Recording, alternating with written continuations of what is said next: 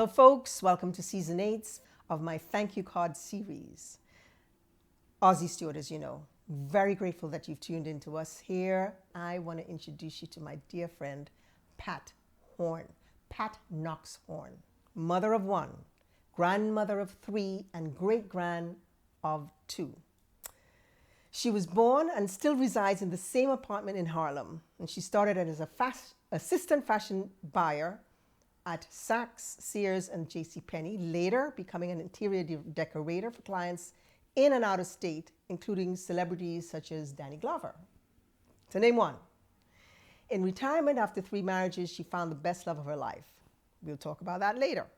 And when not watching action movies, traveling to visit family and friends, or dining out, she uses her listening skills to give selflessly to others. A fashionista, she's always looking sharp and champions others. She enjoys entertaining, hanging out in her bedroom, folks, and is content with her looks and life. However, she won't tolerate any nonsense. Pat Horne. Pat Knox Horne. So, Pat, your family moved into this building in 1995. Is that correct? No, my family moved into the building in 1929. I moved in 1995 after my father died. Okay. So I've been here ever since. And that's back when the Astors actually lived here in this complex. Lived and died. Oh, wow. She died right in that room. No, she was in the hospital. My father died in there. Wow. And you were born in there. I was conceived in there. You were, and you still live here in this wonderful place. What is... Now, understand that I've lived other places. Right. I came back in 1995. I didn't live here my whole life. Right. I've lived in Harlem, right, but not in here. What does it mean to you to be in this apartment all this time? Because since 1995 to 2023, it's a lot of years. And in this vicinity. Well, I love the apartment. I love the history in here. My family's history is here. Mm-hmm. So that part I like. Mm-hmm. The neighborhood, however, has changed tremendously. Tremendously, and not in a good way. They're trying to clean it up, but now they're getting ready to cut back on everything again. So I don't know what that means. I see you've had a write-up in New York Magazine. Yeah. And I feel that you should have had write-ups, many write-ups, in other magazines. So we'll show that. How has living in Harlem influenced your personal style and fashion choices? Or has it? Well, years ago, we used to kind of dress to do things, and like when I was growing up, we went on the Strip and went to the nightclubs all up and down 7th Avenue. I had a wonderful life here. But now my style is very urban. I wear combat boots and sweatpants and jeans. But you do it very... I try to do it stylishly, right, but I can't get dressed up in this environment. You can't. Right. You look out of place. What was your journey into the world of fashion? I started at Saks Fifth Avenue. And how did as you a get clerk. There? Okay. Okay. In the basement. Okay. Okay. And I decided that wasn't me, and I quit. But I got hired back upstairs. Right. In a women's department. And after being there for 4 or 5 years and training college students during the summer, I'm like, I'm not making a lot of money, and I'm the head of a household, and I have a daughter to raise. Right. So I went to my buyer, who was like just the Scapo. I mean, she was German. And I said, I need to make more money, and I need to get out of here. whatever I said Right. to her. But anyway, she said she had her legs crossed and said, I was wondering when you were going to come to me. Oh, that pissed me off so bad.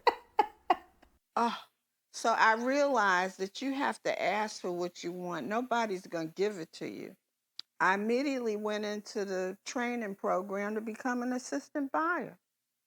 Just like that. Just after I opened my mouth. Right. So, ladies and gentlemen, if you want something, ask for it. You got two answers coming, yes or no. And if you don't speak up, nobody's going to give it to you. That I know. And then after Saks, where did you go? I went to JC Penney. I went to Danskin. You were at Sears too, weren't you? I was at Sears. Did Sears come after Saks, or did JC Penney come after Saks? Saks was first, then Sears, and then JC Penney. Which of those was the best experience? I would say Sears. Why? I enjoyed working there with people. I had my own little cubicle and I learned a lot. I went out a lot to big lunches. When you're at that level, they're not supposed to give you gifts. So they take you out and wine and dine you. And believe me, I've been in some of the best places you can even imagine. So then what inspired you to leave that and become an interior designer? Well, what happened after my stint in fashion, I went to AT&T. Yeah. Okay. And then after that, I went to the Milsteins, who are real estate people. They own One Lincoln Plaza, and I worked with the vice president of One Lincoln Plaza in real estate. And they were downsized, and they wanted me to work for two vice presidents, both named Ken. And I couldn't split my allegiance like that. That's rough. Yeah. So I left, and it was the time when my oldest grandson was born. So I went to help my daughter with him. Right. And while I was there, I decided I can't go back into corporate ever again. Corporate is the Peter principle. People are promoted to a place where you can't do any better. You know what I mean? Yeah. You can't. Unless you really crash this. Yeah. So I told my mate at the time that I didn't want to go back in corporate. He said, I got your back. And I went to Sandra Parks. Most people know her. She's a florist. She's big time, beautiful flowers. I worked personally with her, and then she recommended me to other people. So I did well in my own business for 10 years. I have very good clients. Like Like Danny Glover. I had a six-figure gentleman, a single gentleman who I kept his house for him. He didn't want his girlfriends doing that because that's a whole nother thing. So I was like his surrogate wife. We didn't have sex or anything, but I was over there I knew all his personal shit. Right. I had two ladies in Jersey that owned about 5 McDonald's. I mean, I did all right for myself, let alone all my friends. Right. Right. Which project or apartment was your favorite one to work on? I would say Danny Glover's because it was 10 rooms up there, and I did each one differently. How did you get to? Well, he was on the elevator going upstairs one day. He didn't live here. Someone else was in the apartment. They moved out, and I moved his daughter in from downtown. And when she came in, they had to repaint and decorate and do everything, and he let me do it, and I worked with her.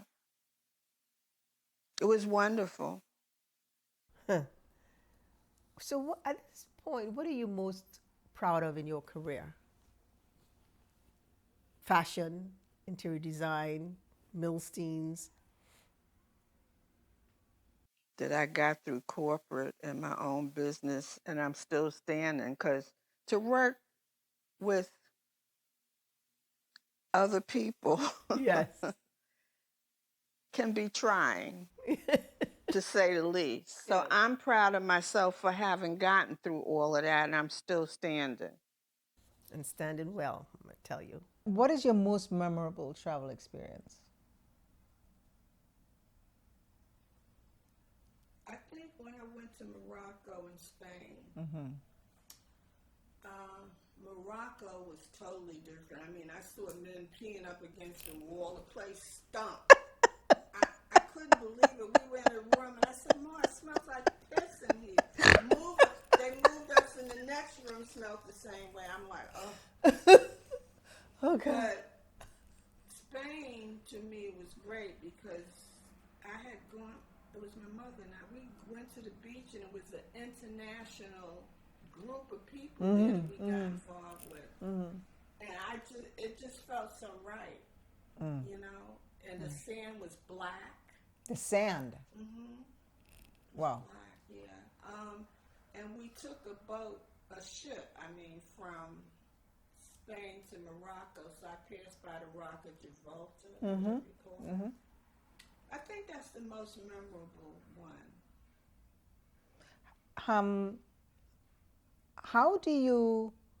What do you do for self-care? Because you look fantastic. I don't know if you want to let the audience know how your age, but you look fantastic. I don't mind. I'm 83. And like we were speaking about before, I don't do things like most people do. Because I lay in the bed all day. I mean, I get up and do things. Yeah, I go out to the store. But I live in my cane. And who does that? People have guilt if they get sick and they're in the bed one day. I'm in there every day, and it don't bother me one bit. Because I've done my thing. When I had to go to work, I wasn't late. School, I wasn't late. I was always there. So it's not a matter of being lazy. It's just what I enjoy doing. Right. That's how I always know it. And don't call her before 10 o'clock in the morning. Because I haven't even gone to the bathroom yet. So don't bother me. What's one thing you want to be remembered for, you would like to be remembered for? I think my kindness and generosity. I think everybody I know has a little piece of me. Yes. Something from me or something they remember about me, and I hope it's positive. Right. I hope I leave a positive effect on my family and my friends. When they think about me, I don't want them to think anything negative. Or evil. Right. Is there something else you'd like to accomplish at this point in your life? Because you're pretty content. I am pretty content. I would just love to have a companion at this point. I think that's the missing piece. I would like it to be him. I don't know what's going to happen. Because I, to be honest with you, I can't even picture myself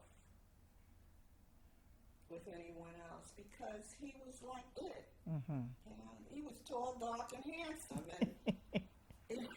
and everything else that went with that was perfect. Everything he did for me was right. And the feelings that you were able to experience were also top shelf. Yes. Let me ask you a very intimate question.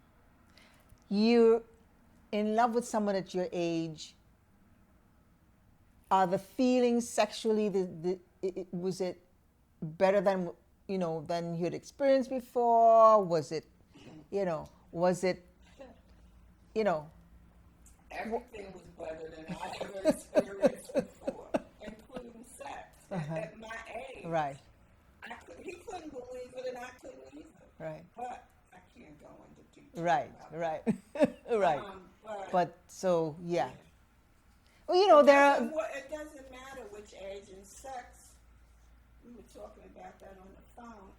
It becomes less important as you get older. Right. It doesn't go away. Right. But it's not the main thing. Right. I think the main thing is companionship. Right. That fit. And someone has your back or your front or whatever. So you have been in my life now for,